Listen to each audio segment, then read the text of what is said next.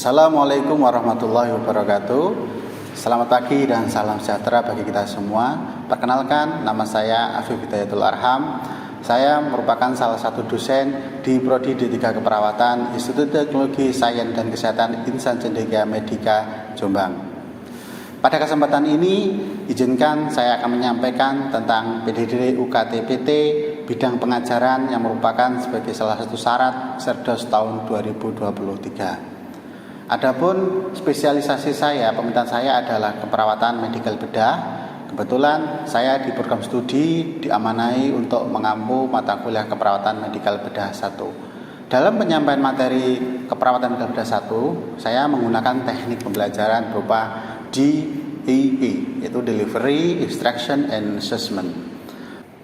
Keperawatan medikal bedah 1 diajarkan di semester ganjil dengan beban SKS sejumlah 5 SKS yang terdiri dari 2 SKS teori dan 3 SKS praktikum.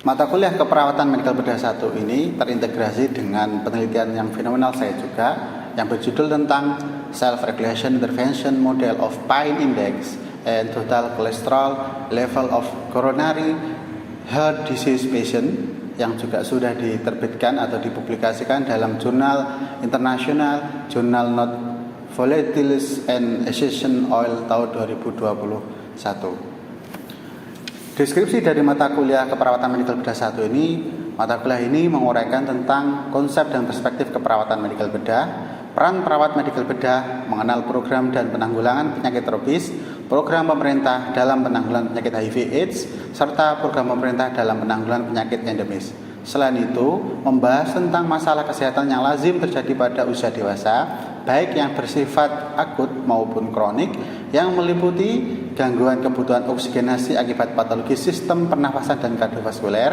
gangguan nutrisi akibat patologi sistem pencernaan dan metabolik endokrin, gangguan sistem eliminasi akibat patologi sistem pencernaan dan persarafan secara mandiri dan tim berdasarkan hasil pengkajian dan kebutuhan pasien secara komprehensif. Adapun capaian lulusan pada mata kuliah KMB 1 ini, yang pertama, menguasai konsep asuhan keperawatan klien dalam rentang sehat sakit pada berbagai tingkat usia. Yang kedua, mampu memberikan asuhan keperawatan kepada individu, keluarga, dan kelompok baik sehat, sakit, dengan memperhatikan aspek bio, psiko, sosio, kultural, dan spiritual yang menjamin kesehatan klien sesuai dengan standar asuhan keperawatan. Yang ketiga, mampu mengelola asuhan keperawatan sesuai kewenangan klinis. Yang keempat, menyelesaikan pekerjaan berlingkup luas dengan menganalisis data serta metode yang sesuai dan dipilih dari beragam metode yang sudah maupun yang belum baku dan dengan menganalisa data. Yang kelima, menunjukkan kinerja dengan mutu dan kuantitas yang terukur. Yang terakhir ataupun yang keenam, menginternalisasi nilai norma dan etika akademik. Capaian pembelajaran pada mata kuliah keperawatan medikal bedah 1 ini, yang pertama, mampu memahami konsep dan perspektif keperawatan medikal bedah, konsep dan perspektif keperawatan medikal bedah. Yang kedua, mampu memahami peran perawat medikal bedah dalam kebijakan pelayanan kesehatan. Yang ketiga, mampu memahami tentang pengelolaan penyakit tropis, malaria, DHF, tipoid, dan filariasis.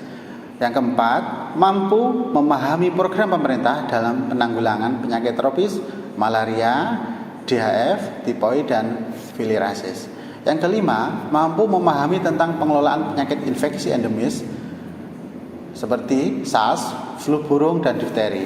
Yang keenam, mampu memahami program pemerintah tentang penanggulangan penyakit infeksi endemis SARS, flu burung, dan difteri. Yang ketujuh, mampu memahami dan melakukan pengelolaan penyakit HIV/AIDS. Yang kedelapan, mampu memahami program pemerintah dalam penanggulangan penyakit HIV/AIDS. Yang kesembilan, mampu memahami dan melakukan pengelolaan penyakit COVID-19. Yang kesepuluh, mampu memahami program pemerintah dalam penanggulangan penyakit COVID-19. Yang kesebelas, mampu memahami dan melakukan pengelolaan pasien gangguan kebutuhan oksigen patologi sistem pernafasan dan kardiovaskuler.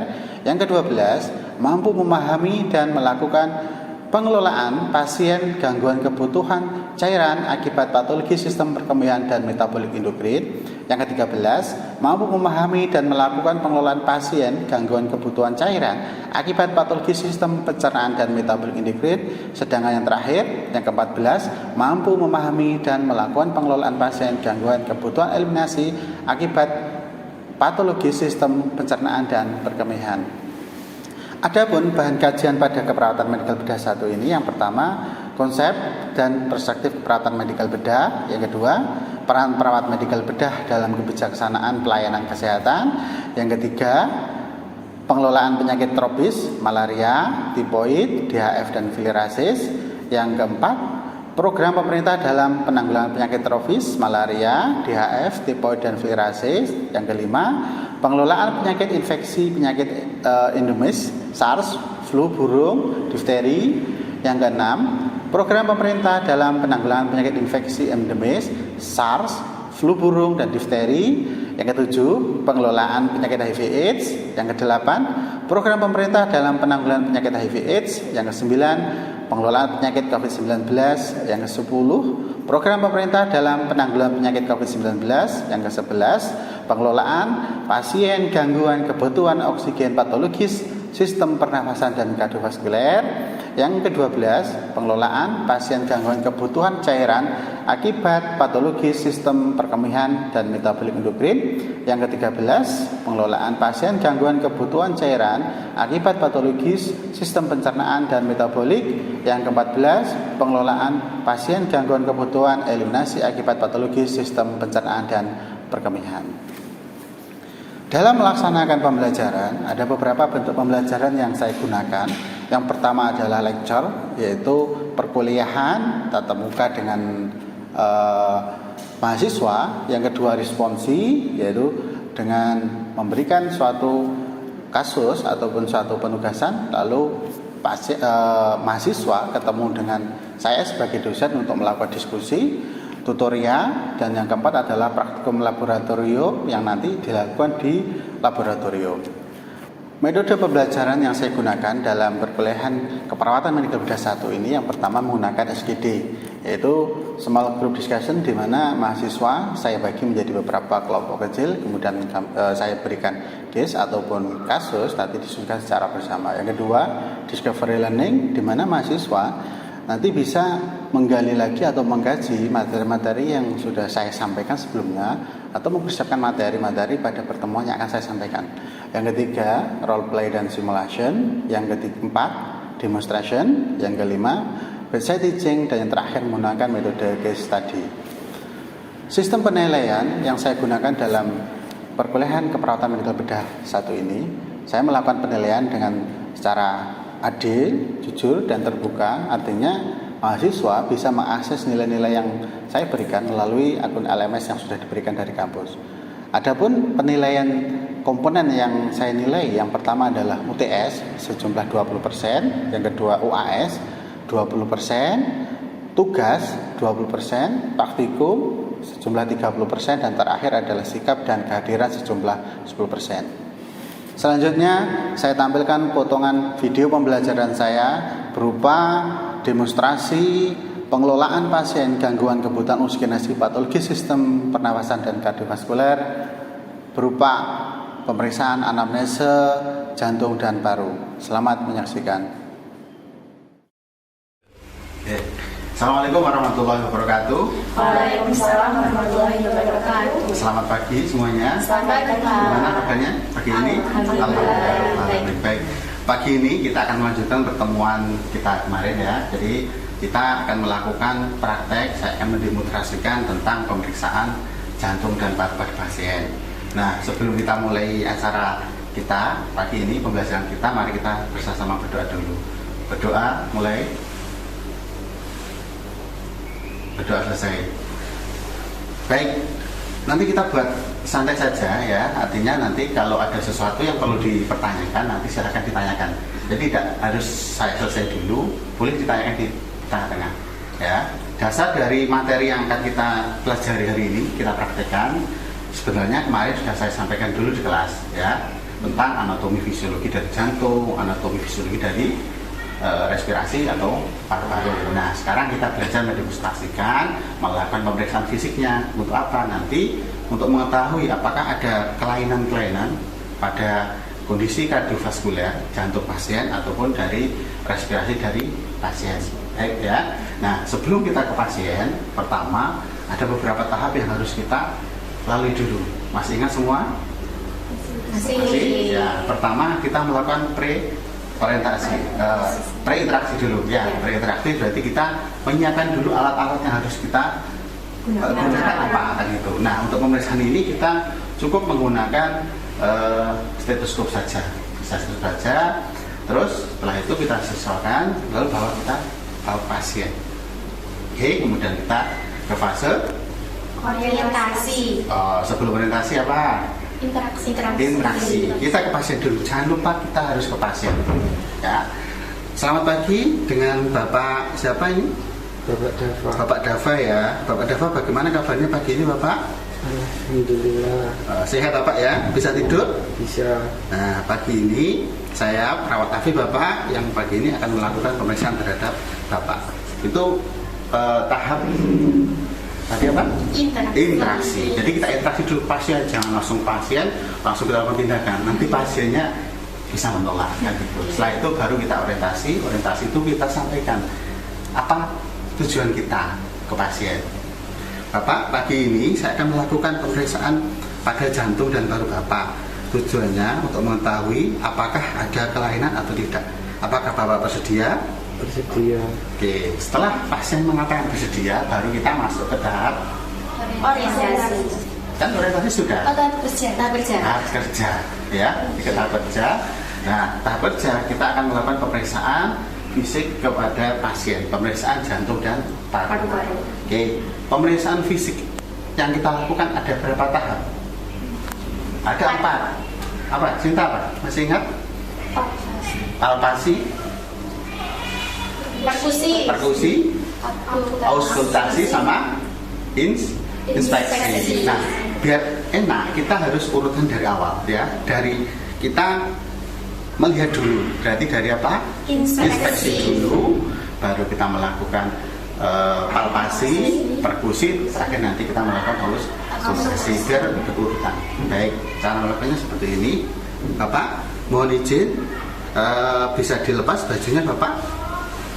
Nah, oke. Saya bantu lepaskan Bapak ya. Iya. Nah, kita posisi pasien ketika melakukan pemeriksaan jantung dan paru bisa posisi kita duduk tidur ya, tidur terlentang agar kita bisa melihat. Nah, kita harus melihat bahwa semua area dari dada ini bisa terlihat karena ini yang akan kita periksa. Oke. Sebelum kita ke pasien untuk melakukan, kita cuci tangan dulu ya. Cuci tangan, lalu kita menggunakan sarung tangan atau handscoon. Oke.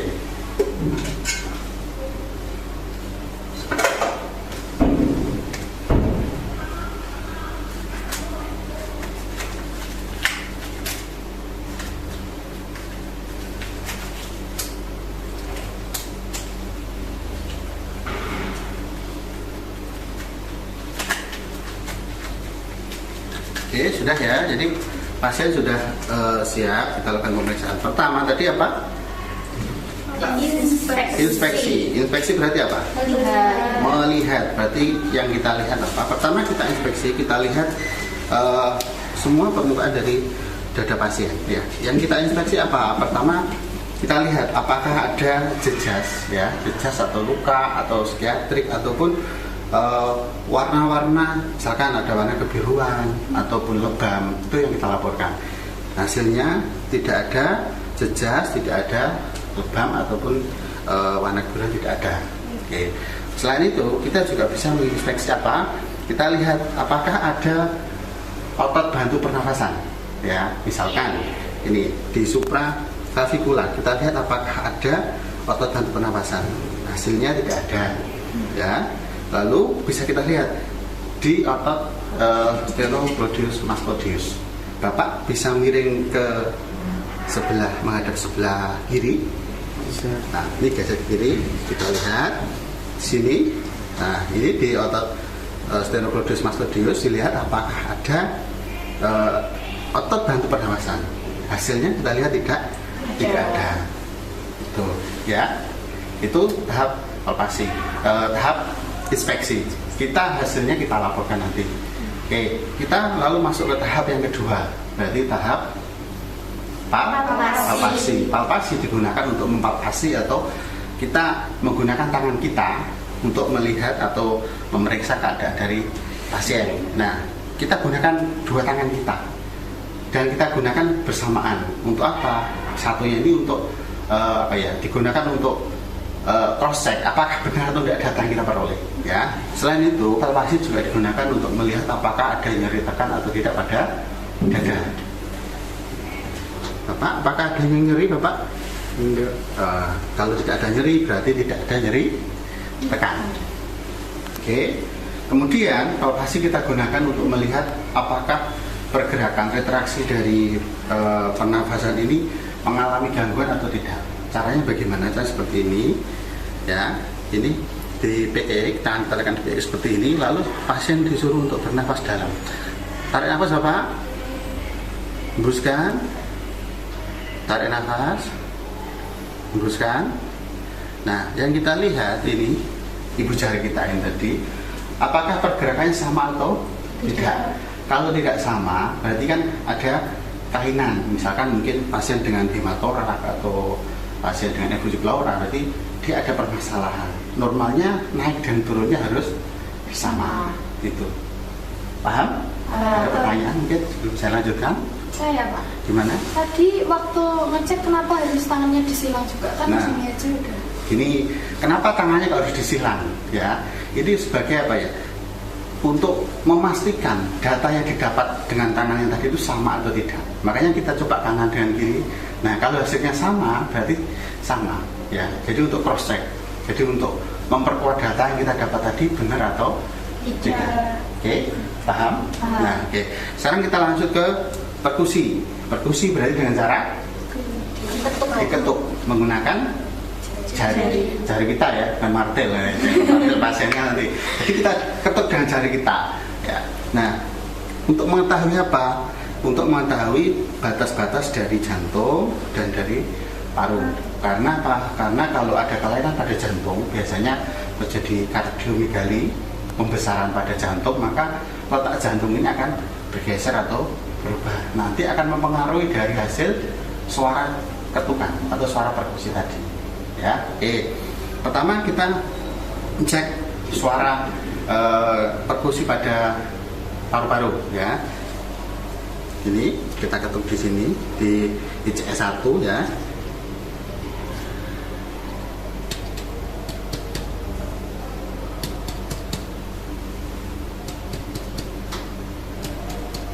Sama kan suaranya? Nah, normalnya suaranya adalah sonor, ya.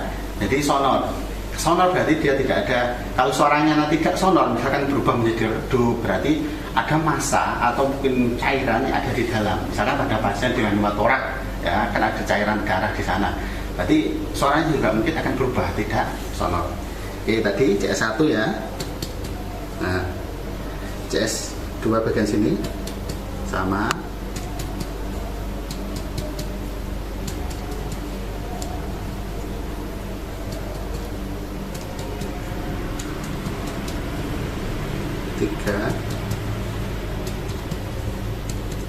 Nah, suaranya agak berubah kan ini? Ini suaranya kan agak redup, tidak sonor. Berarti batas jantung pada yang atas, pada ICS kedua, dekstra, parasternal. Nah, dia ada di sebelah sini. Ya. Nah, tadi kita lanjut ya. Kita lanjut tadi sampai ke 3, 4.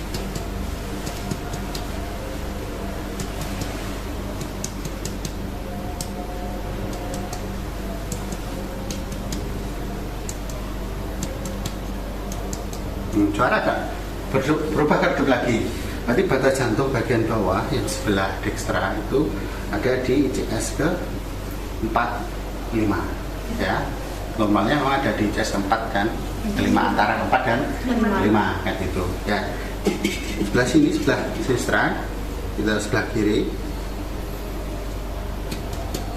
satu. Ini. Nah, berarti batas jantung yang atas ya, dia ada di ICS kedua sinistra parasternal. Berarti dia mendekati sternum ya.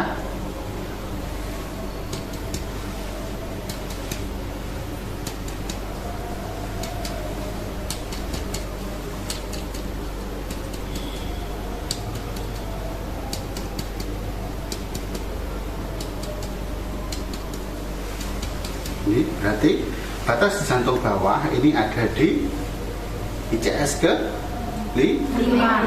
Dia mid clavicula. Jadi ini clavicula, tengah-tengah seperti ini. Oke. Ada pertanyaan? Belum ada. Bisa lanjut ya? Bisa. Oke, tuh. Jadi ketika suara berubah, misalkan dari sonor menjadi redu, berarti di dalamnya ada kemungkinan kelainan tadi yang seperti saya sebutkan tadi, ya. Oke. Baik, kita masuk ke dalam pemeriksaan menggunakan auskultasi ya. Auskultasi berarti mendengarkan menggunakan stetoskop, yaitu suara jantung bagaimana. Masih ingat suara jantung? Masih. Ada apa? Berapa? Ada 2. S1 sampai S1 S2. sampai S2. Oke, gimana? Dari mana kita melihatnya? Dari suara menutupnya katup jantung. Nah, cara memeriksanya bagaimana? Pertama kita harus menentukan dulu letaknya. Pertama adalah S1 ya. Biasanya di katup mitral, yaitu katup tempat letaknya ada di CS keberapa mitral? CS ke-5 mid clavicula. Jadi kita hitung dulu. Ini 1 2 3 4 5. Nah, 5 sini. Atau kalau laki-laki biasanya 2 jari di sebelah piting. Ya, itu. Nah, lalu kita lihat di sini. Kita menggunakan stetoskop, kita menggunakan yang bagian belakang. Ya, ini. Kita dengarkan suaranya. Suaranya di sini paling keras, ya, karena ini merupakan katup mitral atau biguspitalis. Ada yang mau nyoba? Coba. Sinta mau nyoba? Nah, coba. Kedengaran? Iya. Ya. Iya. Oke. Butuh waktu, memang butuh apa ya namanya? Kalau hanya baru pertama biasanya memang susah, tapi harus beberapa kali nanti akan telinga kita itu akan terbiasa, ya. Ini tadi. Kemudian katup biguspitalis yaitu ada di ICS keempat, tadi ICS ke-5 sini, tempatnya berarti sini, dia parasternal, jadi agak mendekati sternum, berarti di sini, ya. Kita dengarkan. Kemudian katup aorta ada di ICS kedua parasternal dextra. 1 2 parasternal, berarti mendekati sternum. Nah, sini. Kemudian katup pulmonal, di mana ICS kedua parasternal sinistra. 1 2.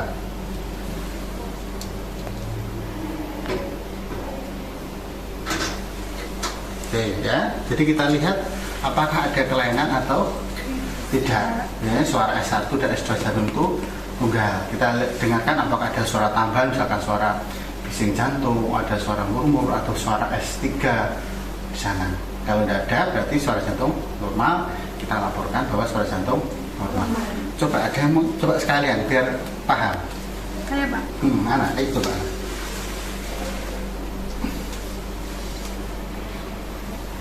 Oke, tadi di ICS ke berapa? Mitral? 5. ICS ke 5 mid clavicula. Sebelah Kanan. Kiri. sinistra. Ayo coba. Pak yang ini ya Pak? Iya. Yang depan. Yang bagian depan yang kecil.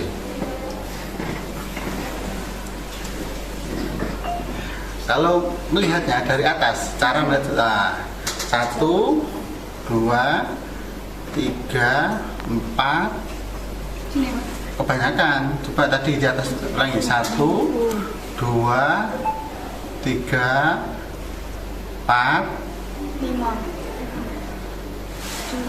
Kita pakai jari gini loh ya, cara mencari ICS. Nah, dari atas coba, dari atas dulu. 1, terus 2, gini. Jari 2 jari. Nah, sebelahnya lagi. Nah, terus satu gerak gini. Nah, 3, terus ini berarti gini, 3, gini. Nah, 4, dari situ 4. Dengarkan, coba dengarkan. Kedengaran tak? Iya, Pak. Nah, kedengaran. Terus yang tadi liquid spinalis berarti ICS keempat, berarti tinggal geser 1 ke atas. Ke atas 1. Nah, itu para sternal, dia mendekati sternum, berarti nah gitu. Kedengaran? Kedengaran. Oke, jelas suaranya. Keras yang mana dengan yang tadi? Kerasnya tadi. Ya, karena dia katobis spinalis. Dia memumpahkan yang dia menutupnya lebih keras daripada yang lain. Jadi yang paling keras kalau dari suara jantung itu ada di bagian atau mitral atau spinalis ya. Yang lain juga terdengar, tapi yang paling keras itu ada di atau spinalis. Baik, ada pertanyaan? Bisa ya? Bisa. Itu nah. Jadi telinga kita harus kita biasakan untuk mendengarkan ini, karena kalau enggak nanti Nah, itu. Oke, lama. Oke, silakan kembali ke tempat. Nah, setelah semua pemeriksaan kita lakukan, jangan lupa pasien kita kembalikan, kita rapikan tahap terminasi. Oke, jangan lupa dikembalikan. Bapak sudah selesai, Bapak ya. Nah, hasil dari pemeriksaan tadi kita masukkan ke dalam buku laporan ya. Nanti kita laporkan apakah ada kelainan atau tidak. Seperti itu. Jangan lupa terakhir kita termesati, kita pamitan ke pasien, beri afirmasi positif kepada pasien. Bapak, terima kasih sudah saya melakukan pemeriksaan jantung dan paru. Hasilnya bagus ya, jantung dan paru Bapak normal, tidak ada kelainan. Baik. Bapaknya ditanyakan? Tidak ada. Baik, kalau tidak ada, saya akan kembali ke ruang session. Nanti kalau ada yang perlu dibutuhkan bisa hubungi saya. Terima kasih Bapak, selamat pagi. Selamat pagi. Ya, kita akhiri seperti itu. Baik, itu tadi rangkaian ataupun cara kita melakukan pemeriksaan pada jantung dan paru. Ada pertanyaan lagi? Kalau semisal pasien tidak berkenan untuk dipalpasi di gimana, Pak?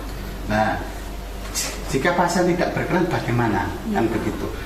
Secara etika memang kita harus minta izin dulu kepada pasien. Kalau memang pasien benar-benar tidak bersedia, pasien harus menandatangani inform consent bahwa pasien tidak bersedia. Karena sebenarnya yang menentukan apakah ini bisa atau tidak atau harus dilakukan itu adalah medis, baik dari perawat atau dokter. Jadi kalau dari perawat yang melakukan tindakan pemeriksaan, kemudian dari dokter mengadviskan ke kita untuk melakukan tindakan, ini harus dilakukan. Tapi kalau pasien menolak, karena kan memang bisa menolak ya pasien. Jadi nanti kita jelaskan dulu, setelah kita jelaskan, keluarga ternyata di akhir tetap menolak, ya kita sampaikan apa adanya, lalu menandatangani konsep bahwa menolak untuk dilakukan tindakan. Baik, ya. Oke, jadi itu tadi kesimpulan yang bisa saya berikan bahwa untuk melakukan pemeriksaan pada jantung dan paru pada pasien yang kita melakukan menggunakan 4 metode tadi. Pertama dengan auskultasi, palpasi, perkusi, dan auskultasi. Ya, jadi dari keempat nanti akan ketemu data apakah ini normal atau ada kelainan. Itu. Baik, cukup. Baik, terima kasih atas waktunya. Nanti jangan lupa kita coba belajar ya, terus nanti kita simulasi per kelompok. Terima kasih atas waktunya. Saya akhiri. Assalamualaikum warahmatullahi wabarakatuh. Waalaikumsalam warahmatullahi wabarakatuh. Demikian pemaparan yang saya sampaikan. Terima kasih sudah menyaksikan. Sampai berjumpa di lain waktu. Assalamualaikum warahmatullahi wabarakatuh.